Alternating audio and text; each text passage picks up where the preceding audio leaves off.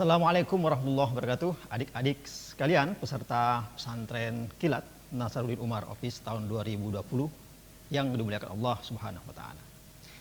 Saya Abdul Muhid Nawawi. Di kesempatan ini kita akan berbicara sebuah tema.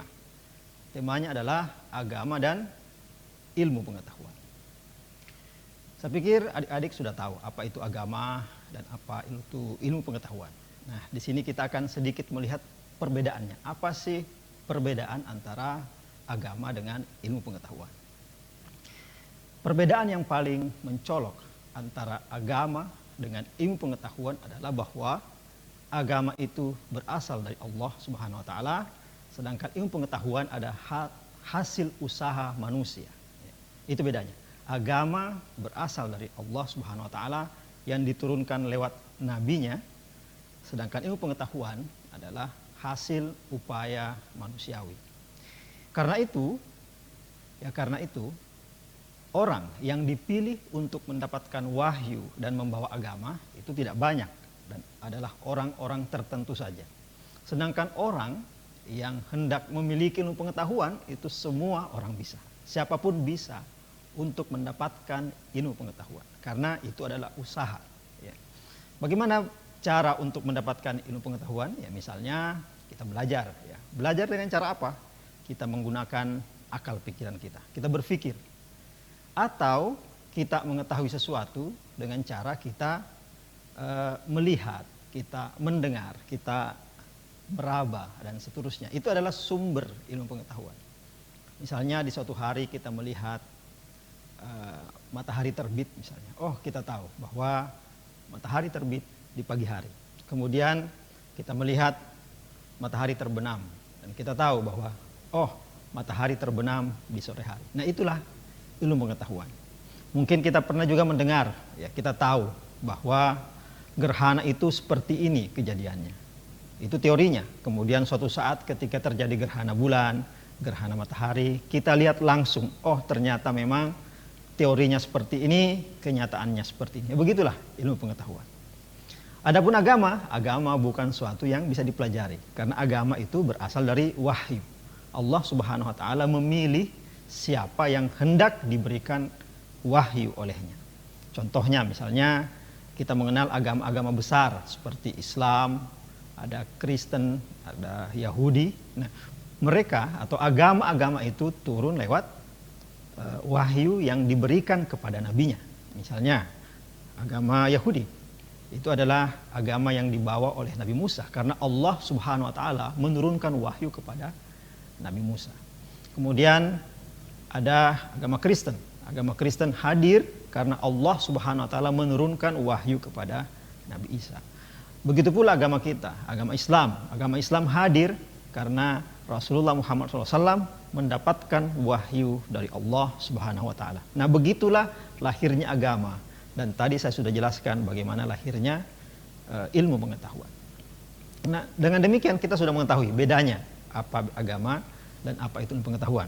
Satu hal yang perlu kita pahami bahwa menjadi ahli, menjadi pakar, menjadi menguasai sebuah ilmu pengetahuan, kita bisa usahakan. Berbeda dengan menjadi nabi, kita nggak bisa mengusahakan menjadi nabi. Itu bukan cita-cita. Kalau bercita-cita ingin jadi dokter, ya kita menguasai ilmu pengetahuan di bidang kedokteran. Kita ingin menjadi seorang kiai, ahli agama, kita menguasai ilmu pengetahuan dalam bidang agama. Tapi bagaimana mendapatkan wahyu, itu adalah persoalan lain. Karena Allah sendiri memilih siapa yang hendak dijadikan nabi. Makanya Rasulullah Muhammad SAW itu digelar dengan Al-Mustafa. Apa itu Al-Mustafa? Al-Mustafa artinya yang terpilih, the chosen one, yang terpilih. Nah, terpilih artinya tidak bisa diusahakan. Nah, selanjutnya kita memasuki tema apa gunanya ilmu pengetahuan dan apa gunanya agama. Begini, tadi kan kita sudah tahu bahwa ilmu pengetahuan kita bisa usahakan, tetapi agama tidak bisa. Karena itu, pada dasarnya yang membedakan antara ilmu pengetahuan dengan agama dan juga menjadi gunanya nanti adalah bahwa ada hal-hal yang kita tidak bisa ketahui sehingga harus agama yang memberitahukan kepada kita. Kenapa? Ya karena itu tadi, kita tidak bisa berusaha mengetahuinya. Karena kalaupun kita berusaha, kita tidak bisa tahu. Misalnya, contoh. Agama mengajarkan kita sholat wajib 5 kali sehari semalam. Akal tidak bisa mengetahui kok saya bisa wajib ya, melakukan sholat, berapa rakaat sholatnya, dan bacaannya seperti apa. Semuanya adalah lahir atau muncul dari pengetahuan wahyu agama. Adapun ilmu pengetahuan yang lain bisa, misalnya saya bisa tahu bahwa mencuri itu nggak boleh, tahu, saya bisa. Dengan memakai akal saya bisa tahu mencuri tidak boleh. Kenapa misalnya mencuri tidak boleh? Ya karena kalau saya mengambil harta orang lain, ya apakah saya mau harta saya diambil orang lain? Kan nggak mau. Itu akal bisa menentukannya. Tetapi sholat seperti apa? Tidak bisa. Sekarang kita sedang berpuasa Ramadan. Kita tidak tahu puasa Ramadan itu wajib atau tidak kalau tidak ada agama yang memberitahukan kepada kita. Kalau tidak Allah memberitahukan kita lewat Nabi Muhammad SAW. Nah itulah, pengetahuan kita di dunia ini ada yang bisa kita usahakan, tetapi ada juga yang kita tidak bisa usahakan. Harus Allah Subhanahu Wa Taala yang menurunkan langsung kepada kita. Itulah gunanya agama, ya, mengetahui hal-hal yang kita tidak mungkin ketahui kalau Allah Subhanahu Wa Taala tidak memberitahukan kita lewat para nabinya. Dan terakhir, apakah sering atau bisa terjadi pertentangan antara agama dengan ilmu pengetahuan? Ya kan sama, sesungguhnya agama itu pengetahuan juga, tetapi pengetahuannya dari Allah Subhanahu Wa Taala langsung. Sedangkan ilmu pengetahuan adalah pengetahuan yang kita dapatkan dengan usaha. Apakah kadang terjadi perbedaan? Sungguhnya dalam sejarah, khususnya dalam agama Islam, khususnya dalam Al-Quran, tidak pernah terjadi perbedaan itu. Ya. Setiap apa yang pernah disebutkan oleh Al-Quran itu selalu terbukti oleh ilmu pengetahuan. Ya. Contoh misalnya, dulu di dalam Al-Quran disebutkan, ya, bukan dulu, tapi waktu Al-Quran turun pernah menyebutkan bahwa Fir'aun itu jasadnya diabadikan. Ya, diabadikan. Waktu Al-Quran turun, jasad Fir'aun belum ditemukan. Tetapi ketika beberapa abad kemudian, dibuktikan bahwa ternyata memang jasadnya Fir'aun itu diabadikan. Al-Quran sudah menyampaikannya lebih dahulu. Nah, ini yang saya maksud bahwa tidak ada pertentangan antara agama, wahyu dengan apa ada yang ditemukan dalam Al-Quran. Bahkan dalam banyak contoh, dalam banyak kenyataan, dalam banyak peristiwa, ya, Al-Quran atau agama, secara khusus Al-Quran itu memberikan informasi yang sebelumnya belum diketahui oleh ilmu pengetahuan. Belakangan ilmu pengetahuan mengkonfirmasinya.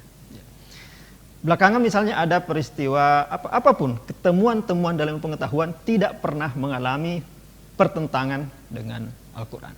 Kalaupun ada pertentangan, maka kemungkinan ilmu pengetahuan itu belum bisa menyelaraskannya dengan Al-Quran. Atau ilmu pengetahuan terburu-buru memutuskan hal itu. Yang pasti dalam sejarah tidak pernah terjadi pertentangan itu. Di dalam menghadapi misalnya virus, ya sekarang misalnya kita mengalami kita harus melakukan social distancing, kita menjaga jarak, itu kan hasil ilmu pengetahuan, ya, yang mengatakan itu bahwa untuk menghindari virus, untuk memutus pandemi, kita harus melakukan hal-hal tertentu yang oleh ilmu pengetahuan itu dianjurkan. Tapi apakah agama melarangnya? Tidak. Agama dalam hal ini memberikan peluang, memberikan kemudahan agar kita bisa melawan pandemi ini, ya, dengan ilmu pengetahuan yang kita punyai, dan Al-Quran, agama kita tidak pernah bertentangan dengan hal-hal itu. Demikianlah yang bisa sampaikan dalam kesempatan ini tentang agama dan ilmu pengetahuan. Mudah-mudahan ada manfaatnya. Semoga kalian semua sehat, kita semua sehat. Salam untuk orang tua kalian. Assalamualaikum warahmatullahi wabarakatuh.